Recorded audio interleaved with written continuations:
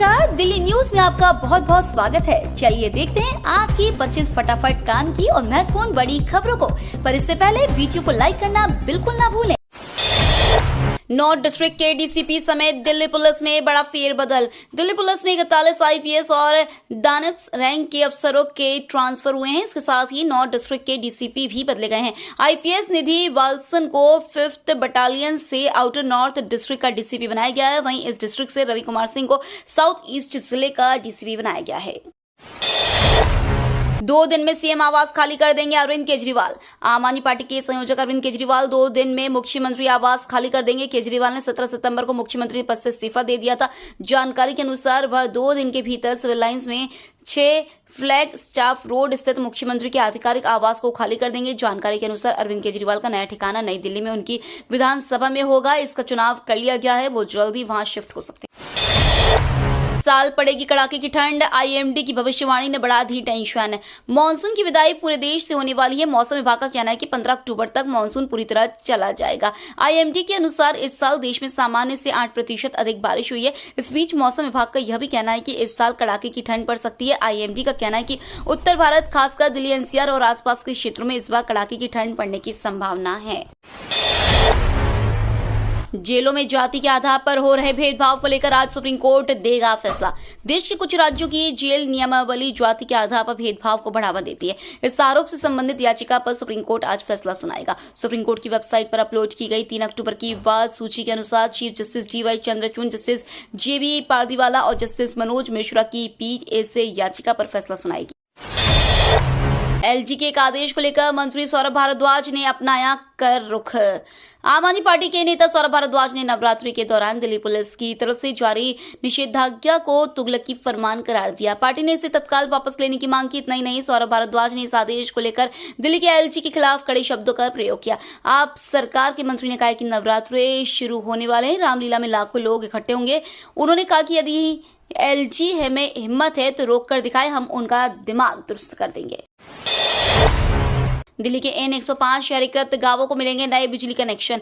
105 शहरीकृत गांवों के development area में अब डीडीए ने डिस्कॉम को नए बिजली कनेक्शन देने की मंजूरी दे दी है। इससे लैंड पूलिंग रेगुलेशन 2018 जारी होने से पहले एमसीडी की तरफ से नियमित की गई कॉलोनियों में रह रहे भूमिहीन व्यक्तियों को आवंटित भूमि मास्टर प्लान 2021 में नॉन कन्फर्मिंग इंडस्ट्रियल एरिया में उद्योग और गोदाम और जेजे कॉलोनियों में रहने वाले लाखों लोगों को बड़ी राहत मिली है। एलजी वीके सक्सेना के निर्देश के बाद यह कदम उठाया गया है। दिल्ली में चुनाव से पहले आपको घेरने का बीजेपी ने बनाया प्लान। अगले साल होने वाले दिल्ली विधानसभा चुनाव में बीजेपी बिजली, सड़क और पानी के मुद्दे पर चुनावी मैदान में उतरेगी। राजस्थान के रणथंभौर में 2 दिवसीय मीटिंग के दौरान यह तय किया गया कि इन मुद्दों के अलावा भ्रष्टाचार के मुद्दे पर भी आम आदमी पार्टी को घेरा जाएगा। नवंबर के पहले या दूसरे हफ्ते से बीजेपी चुनाव मैदान में होगी। चिंतन बैठक में मौजूद दिल्ली बीजेपी नेताओं को यह भी हिदायत दी गई है कि वे आपसी मनमुटाव त्याग एकजुट होकर पूरी ताकत के साथ मैदान में उतरें। गांधी जयंती पर पीएम मोदी की युवा साथियों से खास अपील। राष्ट्रपिता महात्मा गांधी की जयंती पर पीएम मोदी ने हाथ में झाड़ू थामा। इस दौरान प्रधानमंत्री अपने युवा साथियों के साथ स्वच्छता अभियान का हिस्सा बने। उन्होंने एक्स पर पोस्ट में कहा, मेरा आप सभी से आग्रह है कि आज आप भी अपने आसपास स्वच्छता से जुड़ी मुहिम का हिस्सा जरूर बने। आपकी इस पहल से स्वच्छ भारत की भावना और मजबूत होगी। पूर्व जेल अधिकारी को दिल्ली उच्च न्यायालय ने राहत देने से किया इनकार। दिल्ली हाई कोर्ट ने 3 साल पहले तिहाड़ जेल में हुई गैंगस्टर की मौत मामले में एक पूर्व जेल अधिकारी को जमानत देने से इनकार कर दिया। कोर्ट ने पूर्व उप जेल अधीक्षक नरेंद्र मीना की जमानत याचिका खारिज कर दी और बताया कि अपराध की प्रकृति और गंभीरता के साथ साथ आरोपी द्वारा गवाहों को प्रभावित करने या सबूतों से छेड़छाड़ करने की आशंका को देखते हुए उन्हें राहत देने का कोई आधार नहीं बनता। नकली दवा बनाने वाले की याचिका पर हाई कोर्ट ने दिया अहम फैसला। दिल्ली हाई कोर्ट ने कैंसर की नकली दवाइयों को बनाने और उनकी सप्लाई करने वाले एक आरोपी को जमानत देने से इनकार कर दिया है। कोर्ट ने कहा है कि वह इस रैकेट का सरगना है और इससे बात की पूरी आशंका है कि वह सबूतों के साथ छेड़छाड़ कर सकता है। याचिकाकर्ता के वकील ने इस केस में अन्य आरोपियों को दी गई जमानत का जिक्र करते हुए समानता के आधार पर जमानत मांगी थी। हालांकि अदालत ने यह कहते हुए उसकी याचिका खारिज कर दी कि वह मुख्य आरोपी है।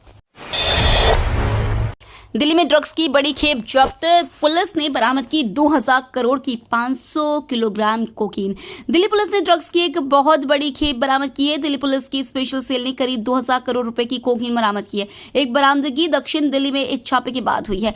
दिल्ली पुलिस के अनुसार स्पेशल सेल ने करीब 565 किलो से ज्यादा कोकीन बरामद की। इस मामले में 4 लोगों को गिरफ्तार किया गया। इस ड्रग्स की कीमत 2000 करोड़ रुपए आकी गई है। पुलिस गिरफ्तार लोगों से कड़ाई से पूछताछ कर रही है। गांधी जयंती पर पीएम मोदी ने हजारीबाग से देश को दी 40 एकलव्य आदर्श विद्यालय की सौगात। प्रधानमंत्री नरेंद्र मोदी ने बुधवार को गांधी जयंती पर झारखंड के हजारीबाग जिले की धरती से 40 एकलव्य आदर्श आवासीय विद्यालयों का लोकार्पण किया। 1726 करोड़ रुपए की लागत से कई विद्यालयों का निर्माण किया गया। इतना ही नहीं, प्रधानमंत्री नरेंद्र मोदी ने प्रधानमंत्री जनजातीय आदिवासी न्याय महाअभियान के तहत 1108 करोड़ रुपए की लागत से बनने वाले 25 एकलव्य आदर्श आवासीय विद्यालयों का शिलान्यास भी किया गया है। इजराइल ने यूएन महासचिव एंटोनियो गुटेरेस पर लगाया बैन। इजराइल और ईरान के बीच सीधी जंग छिड़ गई है। मंगलवार देर शाम से दोनों तरफ से एयर स्ट्राइक जारी रहा। इसका असर पूरी दुनिया पर भी देखने को मिल रहा है। खासकर मध्य पूर्व के देशों में तनाव की स्थिति है। इजरायली सेना ने लेबनान में घुसकर हिजबुल्लाह के लड़ाकों पर हमले शुरू किए हैं। वहीं अमेरिका ने भी ईरान को चेतावनी जारी की है। रिहा किए जाने के बाद फिर से हिरासत में सोनम वांगचुक। पर्यावरण कार्यकर्ता सोनम वांगचुक और लद्दाख के 150 नागरिकों को बीते मंगलवार देर रात दिल्ली पुलिस द्वारा रिहा किए जाने के बाद उन्हें फिर से हिरासत में ले लिया गया है। पुलिस ने बताया कि वांगचुक और हिरासत में लिए गए लद्दाख के अन्य नागरिकों को मंगलवार रात रिहा कर दिया गया था, लेकिन वे दिल्ली के मध्य भाग की ओर मार्च करने पर फिर भी अड़े रहे, इसलिए उन्हें फिर से हिरासत में ले लिया गया। सीआरपीएफ में 217 सफाई कर्मियों चपरासियों को पहली बार मिला प्रमोशन। केंद्रीय रिजर्व पुलिस बल में कुल 217 कर्मचारियों को पहली बार पदोन्नति मिली है। ये कर्मचारी बल में सबसे निचली श्रेणी सफाई कर्मियों चपरासी के रूप में कार्यरत है। इन्हें नए रैंक दिए गए हैं। दिल्ली स्थित मुख्यालय समेत बल के विभिन्न कार्यालयों में कर्मचारियों को रैंक देने के लिए समारोह आयोजित किया गया। इस दौरान महानिदेशक एडी सिंह ने वरिष्ठ अधिकारियों के साथ कर्मचारियों की वर्दी पर रैंक लगाई और उन्हें बधाई दी। चांद के बाद अब शुक्र फतह करेगा भारत, इसरो कर रहा तैयारी। भारतीय स्पेस एजेंसी इसरो ने अंतरिक्ष में अपनी नई मंजिल तय कर ली है। इसरो ने शुक्र ग्रह के लिए एक महत्वाकांक्षी मिशन वीनस ऑर्बिटर मिशन की घोषणा की है। यह मिशन 28 मार्च 2028 को लॉन्च होगा और 5 साल तक चलेगा। इस मिशन का लक्ष्य शुक्र ग्रह के वातावरण, सतह और सूर्य के साथ उस पर होने वाले प्रक्रियाओं का अध्ययन करना है। बाबर आजम ने वनडे और टी20 टीम की कप्तानी से दिया इस्तीफा। पाकिस्तान क्रिकेट जगत से बुरी खबर सामने आ रही है। पाकिस्तान क्रिकेट टीम के जाने माने बल्लेबाज बाबर आजम ने अचानक लिमिटेड ओवरों की कप्तानी से इस्तीफा दे दिया है। उन्होंने बुधवार को एक्स पर पोस्ट कर इसका ऐलान किया। यह कोई पहली बार नहीं है जब बाबर आजम ने पाकिस्तान की कप्तानी से इस्तीफा दिया है। अक्टूबर का महीना होगा भारत के लिए अजीब, औसत से ज्यादा बारिश का अनुमान। मौसम वैज्ञानिकों का अनुमान और गणना है कि इस बार अक्टूबर में पूरे देश में औसत से ज्यादा बारिश होगी। अधिक गर्मी भी होगी। जुलाई, अगस्त और सितंबर में भी ताबड़तोड़ बारिश हुई, जो इस बार अक्टूबर में भी होगी। मौसम विभाग के डायरेक्टर जनरल मृत्युंजय महापात्रा ने यह खुलासा किया है। दिल्ली में गैस फिलिंग के दौरान कार के सीएनजी टैंक में विस्फोट। दिल्ली के नवजफगढ़ में कार में विस्फोट होने का मामला सामने आया है। बताया जा रहा है कि यह एक सीएनजी कार थी। धमाके के दौरान कार में सीएनजी गैस भरी जा रही थी, लेकिन इसी बीच जोरदार धमाका हुआ और अफरा तफरी का माहौल बन गया। धमाके में एक व्यक्ति के हताहत होने का मामला सामने आया है। हिजबुल्लाह ईरान से टकराव के बीच नेतन्याहू की सुरक्षा प्रमुखों की बैठक। पश्चिमी एशिया में बढ़ते तनाव के बीच इजराइल के प्रधानमंत्री बेंजामिन नेतन्याहू ने बुधवार को तेल अवीव के किरिया में सुरक्षा प्रतिष्ठान के प्रमुखों के साथ एक बैठक की। यह बैठक ऐसे समय में हुई है जब ईरान की ओर से करीब 200 बैलिस्टिक मिसाइलें इजराइल पर दागी गई हैं और क्षेत्र में तनाव चरम पर है। अजीत डोभाल ने दिखा दिया दम। 2016 के रेट पर ही भारत को मिलेंगे एम राफेल।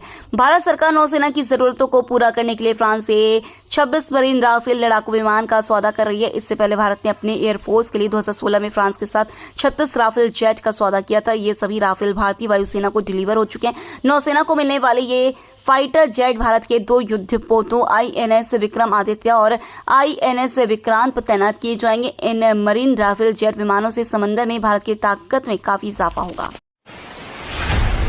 डेरा सच्चा सौदा प्रमुख राम रहीम जेल से रिहा, 20 दिन की मिली पेरोल।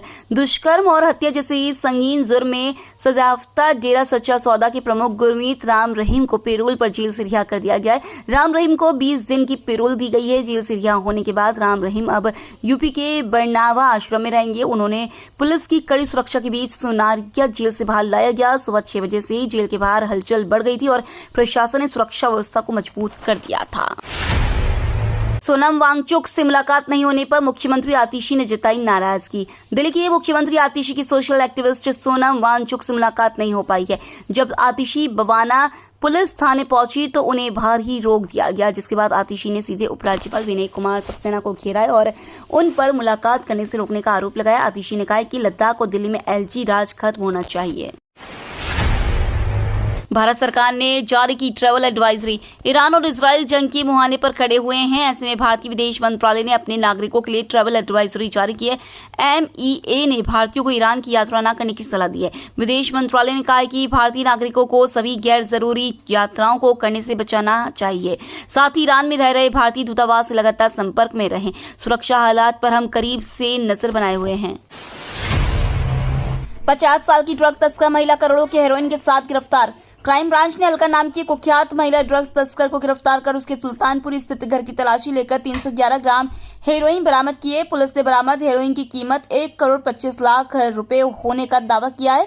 यह दिल्ली के ही कुछ तस्करों से ड्रग्स खरीदकर उसे दिल्ली NCR में बेचती थी। पुलिस ने महिला से पूछताछ कर चेन में शामिल तस्करों के बारे में पता लगा लिया है। उन्हें गिरफ्तार करने के लिए पुलिस दबिश दे रही है। ये तो थी आज की बड़ी खबरें। रोजाना ऐसी ही सबसे पहले अपडेट पाने के लिए चैनल को सब्सक्राइब करना बिल्कुल ना भूलें। धन्यवाद।